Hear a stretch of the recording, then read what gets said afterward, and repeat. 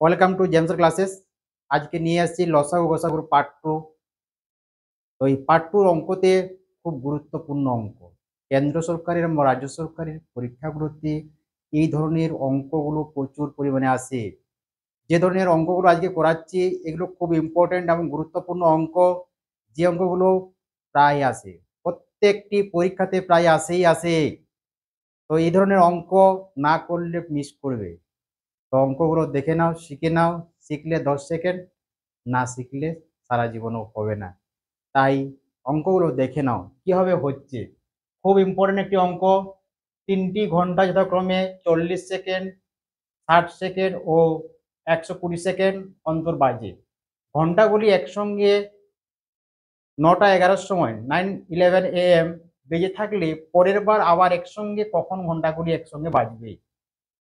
এই ধরনের অঙ্ক কিভাবে করবে না, যেগুলো দেওয়া আছে এই 40 সেকেন্ড, 60 সেকেন্ড ও 120 সেকেন্ড, এদের কি করবে না এদের লসাগু করে নেবে। 40, 60 আর 120 লসাগু করে নেবে।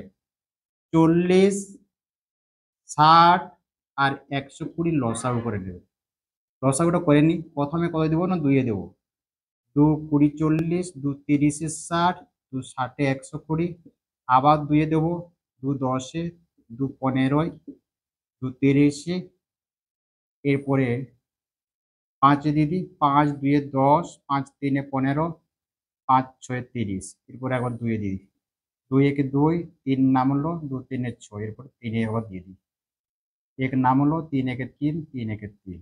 তাহলে আমার এলসিএম কত হচ্ছে না, এলসিএমটা হচ্ছে, এলসিএম কত হচ্ছে না, এলসিএম হচ্ছে 2 দিয়ে 4, 4 5 20, 20 দিয়ে 40, 40 3 120।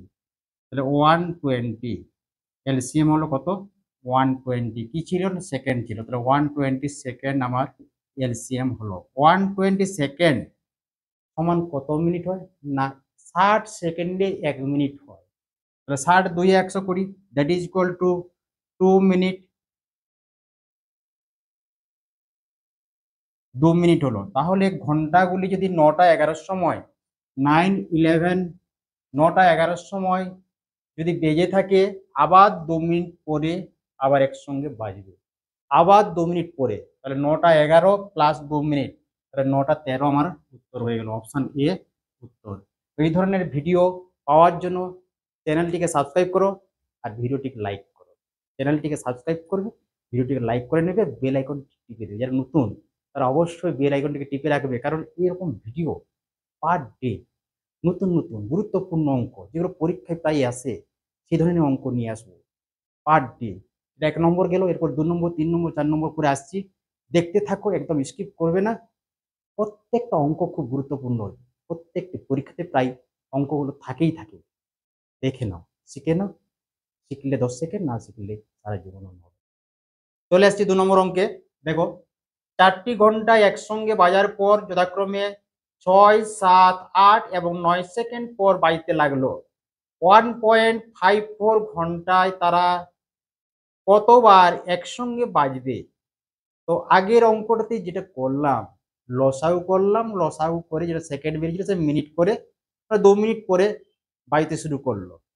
অর্থাৎ 9টা 11-র সময় বেজেছিল, তারপর 2 যোগ করলাম, 9টা 13 আবার একসঙ্গে বাজবে। কিন্তু এখানে একসঙ্গে 1.54 ঘন্টায় কতবার একসঙ্গে বাজবে, প্রথমে আগে লসাগু করে নেবো। কোন লসাগু করবো না, 6, 7, 8, 9 এর লসাগু করে নেবো।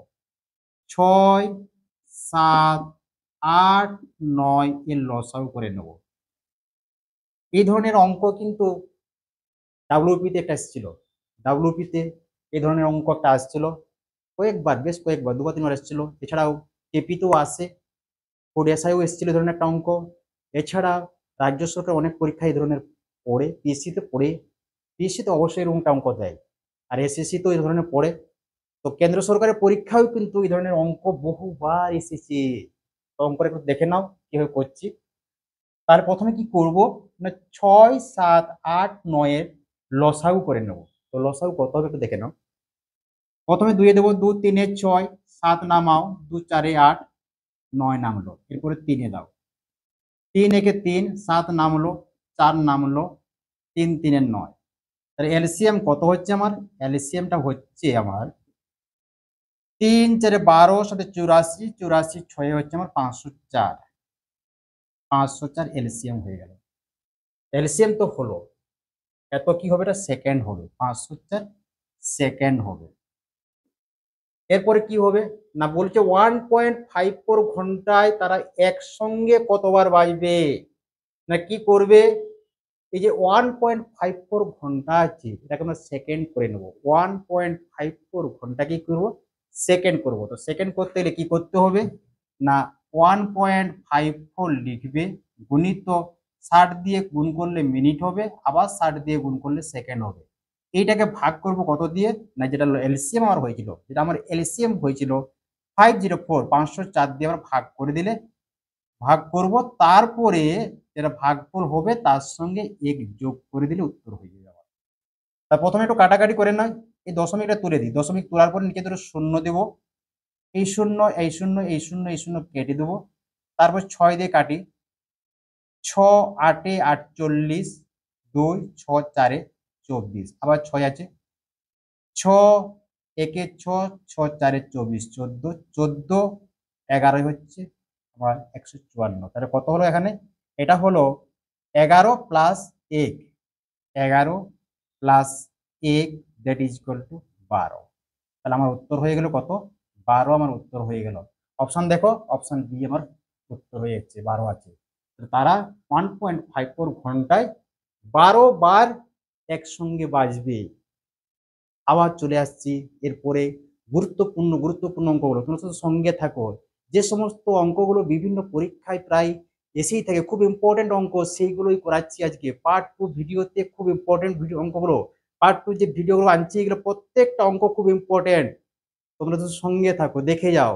এরপরে চলে আসছি 3 নম্বর, 4 নম্বর, 5 নম্বর অঙ্ক চলে আসছি। আর যারা পর্যন্ত এখনো লাইক করেন, লাইক একটু দিয়ে দাও। ঠিক আছে, চলে আসছি এরপরে অঙ্কে। চলে আসছি 3 নম্বর অঙ্কে। এই ধরনের অঙ্ক কিন্তু খুব ইম্পর্টেন্ট অঙ্ক। দেখো কিভাবে করবে। কি দেওয়া আছে না, দুটি সংখ্যার যোগফল দেওয়া আছে 77 এবং তাদের গসাগু দেওয়া আছে 7। সম্ভাব্য কতগুলি সংখ্যা জোড়া পাওয়া যাবে? তাহলে যোগফল দেওয়া আছে আর গসাগু দেওয়া আছে। প্রথম কাজ কি, যোগফল দেওয়া, যোগফলটা কি? এই 77 যোগফল যেটা দেওয়া আছে সেটাকে ভাগ করে নেবে, গসাগু দিয়ে ভাগ করে নেবে। তাহলে 7 একে 7, 7 নামলো 7 একে 7। তাহলে আমরা ভাগফল কত পেলাম না ভাগফল পেলাম 11। ভাগফলটা কত পেলাম না ভাগফল পেলাম 11। এই 11 সংখ্যাটিকে, এই 11 সংখ্যাটিকে পরস্পর মৌলিক সংখ্যায় ভাঙতে হবে। দেখবো কত জোড়া হবে। না 11 সমান আমরা কি লিখতে পারি? পরস্পর মৌলিক 10 যুক্ত 1 লিখতে পারি। আর কি লিখতে পারি না 11 সমান আমরা লিখতে পারি 9 যুক্ত 2 লিখতে পারি। আর কি লিখতে পারি 8 যুক্ত 3 লিখতে পারি। আর কি লিখতে পারি 7 যুক্ত 4 লিখতে পারি। আর কি লিখতে পারি আর 6 যুক্ত 5 আমরা লিখতে পারি। আর কি লেখা যাবে? আর লেখা যাবে না, এগুলো হয়ে গেছে। তাহলে 11 সমান আমরা লিখতে পেলাম 10 যুক্ত 1, 9 যুক্ত 2, 8 যুক্ত 3, 7 যুক্ত 4 আর 6 যুক্ত 5। আর আমরা লিখতে পারছি না। তাহলে 1 জোড়া, 2 জোড়া, 3 জোড়া, 4 জোড়া, 5 জোড়া। তাহলে আমার উত্তর কত হলো না উত্তরটা আমার হয়ে গেল 5 জোড়া। এরকম 5 জোড়া আমরা সংখ্যা পাবো। তো এরপরে চলে আসছি আমরা 4 নম্বর অঙ্কে চলে আসছি। 3 নম্বর হয়ে গেল, 4 নম্বর অঙ্ক। 4 নম্বর অঙ্ক বেশ বিশেষ টাইপ নিয়ে চলে আসছি, যে টাইপটা প্রত্যেকটা পরীক্ষাতে প্রায় আসে। খুব ইম্পর্টেন্ট অঙ্ক, সঙ্গে থাকো, অঙ্কগুলো খুব ইম্পর্টেন্ট অঙ্ক। দেখো পরীক্ষায় তো কমন আসবেই আসবে এই অঙ্কগুলো। চলে আসছি 4 নম্বর অঙ্কে। চলে আসছি 4 নম্বর অঙ্কে, খুব ইম্পর্টেন্ট একটি অঙ্ক। কি দেওয়া আছে না দুটি সংখ্যার গসাগু দেওয়া আছে এবং লসাগু দেওয়া আছে। আগের অঙ্কে কি ছিল না আগের অঙ্কে ছিল দুটি সংখ্যার গসাগু দেওয়া ছিল আর যোগফল দেওয়া ছিল। এখানে গসাগু দেওয়া আছে, কি দেওয়া আছে না লসাগু দেওয়া আছে। তাহলে কি করবে না প্রথম কাজটা আমার একই থাকবে, যে আগে লসাগুটাকে ভাগ করে নেব গসাগু দিয়ে। লসাগু যেটা দেওয়া আছে গসাগু দিয়ে ভাগ করব। 8 3 24 শূন্য নামলো, শূন্য করলো, দ্যাট ইজ করলাম 30 পেলাম। তাহলে ভাগফলটা কত পেলাম? না ভাগফল পেলাম আমার 30। এই 30 কে ভাঙবো, কিভাবে ভাঙবো? আগের অঙ্কে কি করলাম? না আগের অঙ্কে করলাম দুটি সংখ্যার যোগফল করেছিলাম, দুটি পরস্পর মৌলিক সংখ্যা যোগফল রূপে প্রকাশ করেছিলাম। এখানে লসাগুটা কিন্তু আমরা যোগ করে পাই না, কি করে পাই? গুণ করে পাই। যখন লসাগু করি আমরা, এরকম লসাগু যখন করি তখন যেগুলো উৎপাদকগুলো পেলাম তার কি করি? না গুণ করি। তাহলে এখানে আমরা কি করব? এই যে ভাগফলটা পেলাম, সেই ভাগফলকে দুটি পরস্পর মৌলিক সংখ্যার গুণফল রূপে প্রকাশ করব। তাহলে কি হবে? না আমরা 30 কে আমরা লিখতে পারি 30 ইন্টু 1 হবে। আর কি হবে? না 15 ইন্টু 2 হবে। আর কি হবে? না 10 ইন্টু 3 হবে। আর কি হবে? একটা 6 ইন্টু 5 হবে। আর হবে না। তাহলে কয় জোড়া হলো? না 1 জোড়া, 2 জোড়া, 3 জোড়া, 4 জোড়া। তো উত্তর আমার হয়ে গেল কত? 4 জোড়া উত্তর হয়ে গেল। 4 জোড়া আমি এরকম সংখ্যা পাবো। এই ধরনের অঙ্ক বেশ গুরুত্বপূর্ণ অঙ্কগুলো, যেগুলো পরীক্ষায় রাজ্য সরকার এবং কেন্দ্র সরকারের প্রত্যেকটি পরীক্ষায় প্রায় এরকম এসে থাকে। শিখে নিলে 10 সেকেন্ড, না শিখলে সারা জীবনও হবে না। শিখে নাও, ফলো করো, চ্যানেলটিকে ফলো করো, সাবস্ক্রাইব করো, লাইক দাও। এই ধরনের অঙ্ক প্রত্যেক দিন পার ডে নিয়ে আসবো, খুব গুরুত্বপূর্ণ অঙ্কগুলো। এরপরে চলে আসবো আমরা 5 নম্বর অঙ্কে। চলে আসছি 5 নম্বর অঙ্কে। দেখো কি দেওয়া আছে? দুটি সংখ্যার গুণফল দেওয়া আছে 375 এবং গসাগু দেওয়া আছে 5।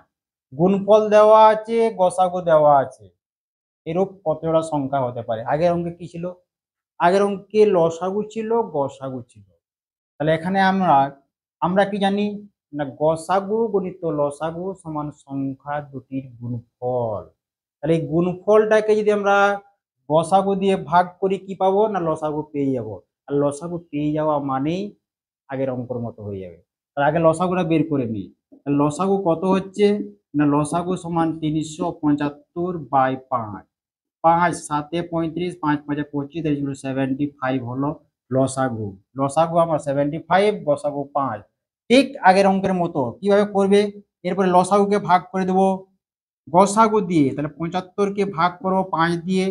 5 একে 5, 2 25, 5 5 25। তাহলে আমার কত হলো? না ভাগফল হয়ে গেল 15। ভাগফলটা হলো কত?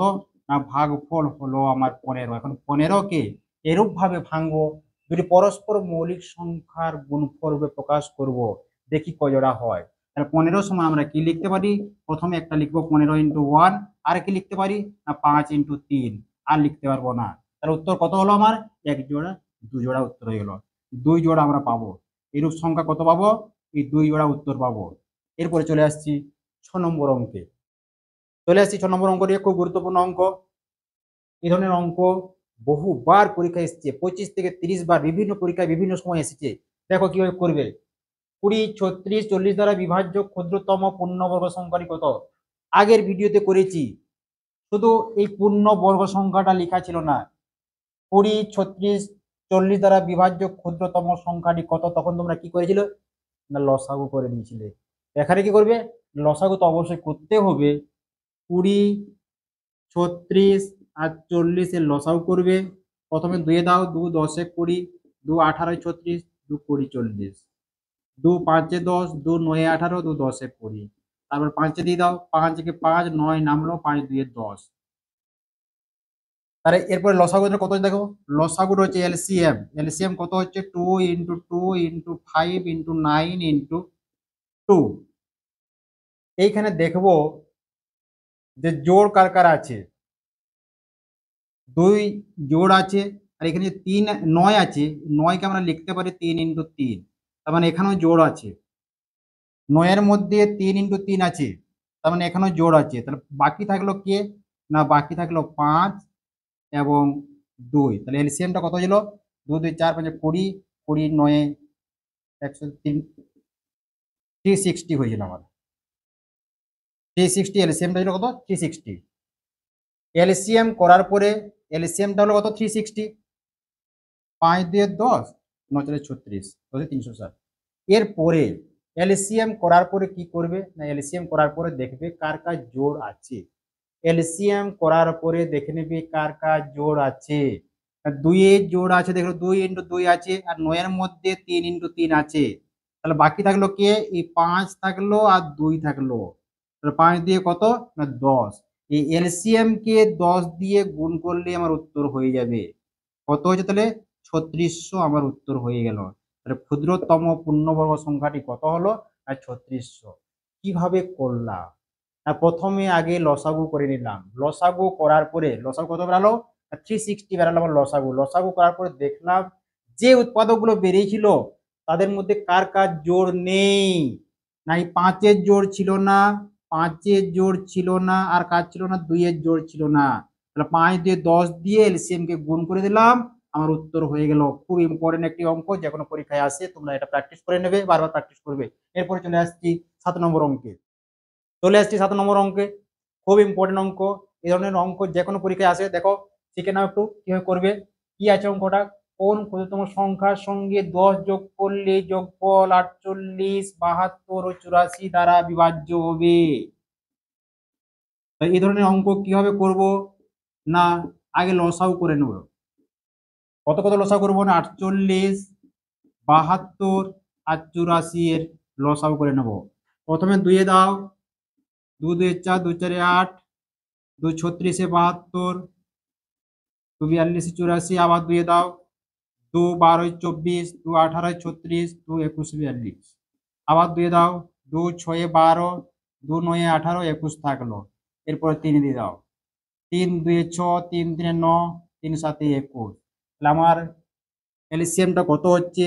এলসিএম কত হচ্ছে দেখিনি একটু। 2 2 4, 2 8, 3 24, 24, 2 48, 48 21 হচ্ছে আমার 1008। 1008 হলো আমার এলসিএম। এখন কি বলা আছে? কত যোগ করলে বলা আছে। যা বলবে তার উল্টাটা করবে। 10 যোগ করলে বলা আছে, 10 বিয়োগ করে দেবে, দিলে অ্যান্সার হয়ে যাবে -10। দ্যাট ইজ করলো কত হচ্ছে? 998 আমার অ্যান্সার হয়ে যাচ্ছে। এরপরে চলে আসছি 8 নম্বর অঙ্ক। চলে আসছি 8 নম্বর অঙ্কে। 8 নম্বর অঙ্কটি খুব ইম্পর্টেন্ট। এই অঙ্কটি বহু পরীক্ষায় বিভিন্ন সময়ে বিভিন্ন পরীক্ষায় এসছে। ফুড এসআই এটা অঙ্কটা এসেছিল, গতবারও এসেছিল, এবারও এসেছিল।